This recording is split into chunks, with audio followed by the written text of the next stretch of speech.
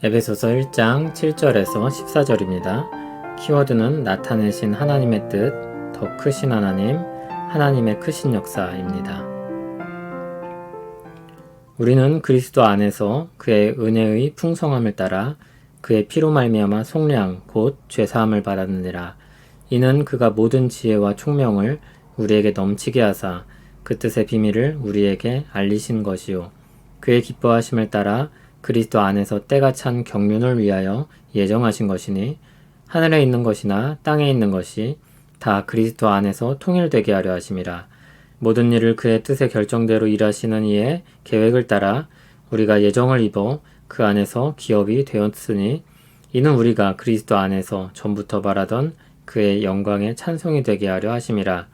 그 안에서 너희도 진리의 말씀 곧 너희의 구원의 복음을 듣고 그 안에서 또한 믿어 약속의 성령으로 인치심을 받았으니 이는 우리 기업의 보증이 되사 그 얻으신 것을 속량하시고 그의 영광을 찬송하게 하려 하심이라.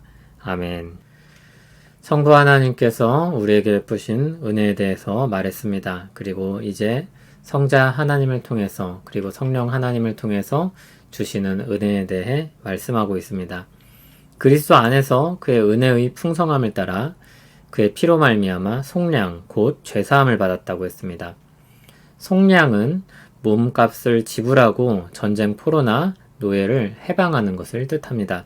노예를 자유롭게 하려면 몸값을 지불해야 했고 그 몸값을 속전 또는 대속물이라고 불렀습니다.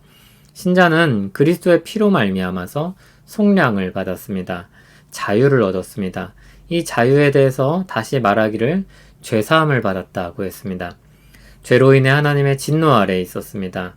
그런데 그 진노에서 용서받고 노임을 받게 된 것입니다. 우리를 위한 몸값은 그리스도의 피로 지불되었습니다. 자격 없는 우리에게 큰 은혜가 아닐 수 없습니다. 과분한 은혜입니다. 하나님은 우리를 향한 어떤 뜻을 가지고 그리스도를 통해 우리를 속량하십니다. 8절에서 10절을 보면 그 내용이 나옵니다. 모든 지혜와 총명을 우리에게 넘치게 하셔서 그 뜻의 비밀을 알리십니다. 수많은 다른 종교에서 자신들이 가진 비밀스러운 의식을 아주 특별한 것처럼 포장하고 이야기합니다. 그러나 진정한 지혜와 총명은 하나님께 있습니다. 그들이 참으로 깨닫지 못했던 비밀이 주님께 있습니다. 역사의 비밀입니다. 하나님께서 품으신 것입니다. 하나님은 믿는 자들에게 그것을 알리십니다. 노예처럼 시키는 일만 하고 많은 사람들이 아니라 자녀로 대우를 받고 있는 것입니다.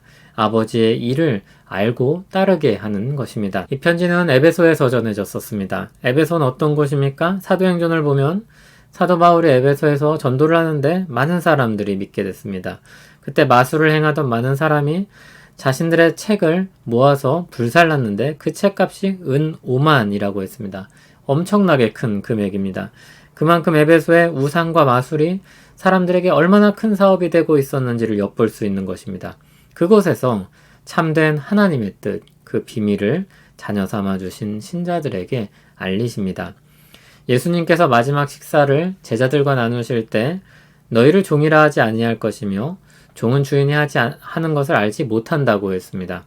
그리고 그들을 친구라 부르시며 아버지께 들은 것을 그들에게 알게 하신다고 말씀하셨습니다. 그렇게 말씀하신 대로 하나님은 우리를 그렇게 가까운 자들로 여기시고 대우해 주십니다. 하나님은 어느 때 이루실 계획을 가지고 계셨습니다. 그리스도 안에서 이루실 뜻입니다. 10절에 말씀하고 있듯이 하늘과 땅에 있는 모든 것이 그리스도 안에서 다 통일되게 하려는 뜻입니다. 그리스도께서 만물의 중심이 되셔서 다스리는 것입니다. 그리스도의 주권 아래 온 우주에 통일된 질서를 실현하는 것입니다. 죄로 인해 온 세상으로 흩어져서 각자 살아남기에 바쁜 사람들과 만물을 다시 그리스도의 주권 아래 모아서 첫 창조 때의 질서를 회복하는 것입니다. 그리스도 안에서의 통일 또는 회복의 시작이 어떻게 실현됩니까? 누구로부터 시작되고 있습니까? 11절을 보면 모든 일을 그의 뜻대로 일하시는 하나님의 계획을 따라서 실현이 되는데 그 계획 안에는 예정된 사람들이 있었고 그 계획이 실현되어서 기업이 된 우리가 있습니다. 12절에 나오듯이 그리스도 안에서 전부터 바라던 영광의 찬송이 된 사람들입니다. 예수님을 먼저 믿은 사람들입니다. 그리고 또 누가 그 계획 안에 포함되어 있습니까? 13절을 보면 그 뜻 안에서 진리의 말씀, 즉 복음을 듣고 믿어 약속의 성령으로 인치심을 받은 사람들이 있습니다. 교회입니다. 여기선 1차적으로 에베소에 있는 교회입니다.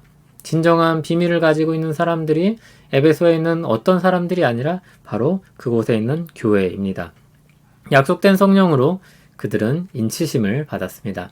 하나님이 약속하신, 다른 말로 하면 뜻하고 계획하신 성령님을 보내셔서 그들을 인치셨습니다. 도장으로 탁 찍어서 소유를 확증하셨습니다. 그렇게 하신 목적이 무엇입니까? 14절을 보면 영광을 찬송하게 하려 하심입니다.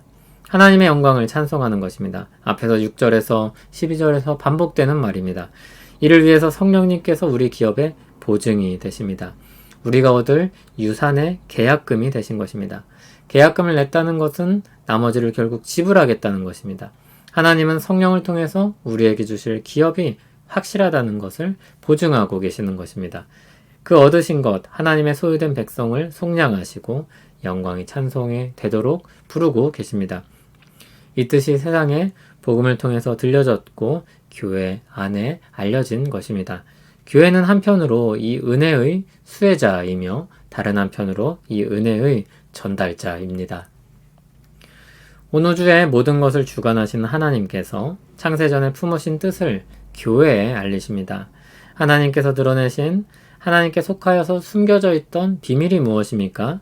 그리스도를 통하여서 이루시는 복음의 역사입니다. 이미 그것을 소유하고 있는 사람들은 그것이 얼마나 귀한지 모를 때가 있습니다. 너무 익숙해서 그럴 수도 있고 너무 몰라서 그럴 수도 있습니다. 처음에는 복음의 은혜가 너무나도 큰데 시간이 지나면 쪼그라드는 것 같습니다. 시편 40편을 보면 시편 기자가 하나님에 대해서 경험하면서 깜짝 놀라서 노래하는 내용이 나옵니다. 기가 막힐 웅덩이와 수렁에서 끌어내시고 그 발을 반석 위에 두시는 하나님을 만납니다. 그의 걸음을 견고하게 하시는 것을 경험합니다. 그리고 새 노래를 부릅니다. 이전에 분명 믿고 알던 하나님인데 구원의 하나님을 경험하고 나니까 이전에 알던 하나님이 작더라는 것입니다. 정말 크신 하나님이구나 그 깨달음을 얻고 감격하여서 새 노래로 찬송합니다. 사도는 삼위일체 하나님께서 역사하셔서 이루어가시는 놀라운 이 복음의 은혜를 깨닫고 주님의 교회가 그것을 알기 원합니다. 그리하여 자신과 더불어 이 영광의 찬송에 참여하는 기쁨을 누리길 원합니다. 복음의 은혜에 대해 알면 알수록 하나님의 위대하심을 더 알게 됩니다. 하나님을 향한 찬송이 더 커집니다. 우리 구원은 한 개인의 속량입니다. 그런데 하나님 역사 속에서 우리 구원을 보면 그것은 일부인 것입니다. 그 속량들이 모이고 모여서 교회가 되고 우주 만물을 그리스도의 발 아래 두시고 다스릴 그 날을 바라보게 되는 것입니다. 우주적인 회복의 역사에 주님의 교회를 먼저 부르시고 회복을 맛보게 하시고 또 다른 이들에게 그 영광과 기쁨으로 인도하게 하시는 것입니다. 삼위일체 하나님이 이루시는 이 우주의 역사에 동참자로 우리를 부르십니다. 종처럼 부르지 아니하시고 그 뜻을 알리셔서 자녀처럼 대우하시며 우리를 이끌어 가십니다. 너무 크면 가늠이 되지 않습니다. 바다의 깊이를 헤아려 보셨습니까? 하늘을 재보셨습니까? 온 땅을 두루 다녀보셨습니까? 지도 속에 있는 추상적인 느낌이 있을 뿐입니다. 그 크기는 너무 멀게만 느껴집니다. 비현실적으로 느껴지기도 합니다. 그런데 한번 바다에 깊이 들어가 보면 달라집니다.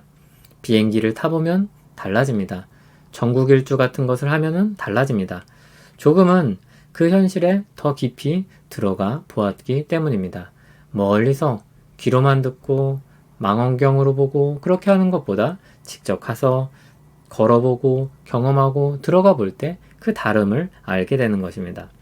하나님은 무한하십니다. 하나님의 역사는 크고 놀라운 것입니다. 처음에는 그냥 막막하게 커 보입니다. 그런데 조금씩 그 세계를 맛보면 다르게 느껴집니다. 하나님이 역사하시는 회복의 은혜가 정말로 크다는 것을 깨닫고 경험하게 됩니다. 주님의 교회가 얼마나 큰 역사에 동참자로 부름을 받게 되었는지 점점 알아갑니다. 알아가는 만큼 감격도 더욱 커져갑니다. 이제 많이 알았다 싶어서 멈춰서면 고개를 들어서 저기 하나님의 세계를 볼 때 아직도 길이 먼 것입니다. 하나님의 세계가 그렇게 넓은 것입니다. 주님의 교회는 그 세계를 이리저리 다니며 영광과 기쁨을 누리고 나누며 사는 것입니다. 내가 오늘은 이런 하나님을 만났어. 오늘은 이런 하나님의 역사를 배웠어. 하나님이 내다보시는 세계가 정말 크더라. 우리는 그것을 믿음의 선배들의 역사를 통해서 오늘 우리 삶을 통해서 경험하는 것입니다. 그러한 영광의 찬송이 우리에게 더 풍성하기를 소원합니다. 우리를 영광의 찬송으로 부르시는 삼일체 하나님께 감사합니다. 죄로 인해 매여있던 우리를 그리스도의 피로 속량하시고 죄 용서의 자유를 누리게 하셨습니다. 성령을 통해 하나님의 기업의 상속자로 인치시고 소망을 가지고 살아가게 하셨습니다. 주님의 높고 위대하심을 노래하는 우리 되게 하옵소서. 예수님 이름으로 기도합니다. 아멘.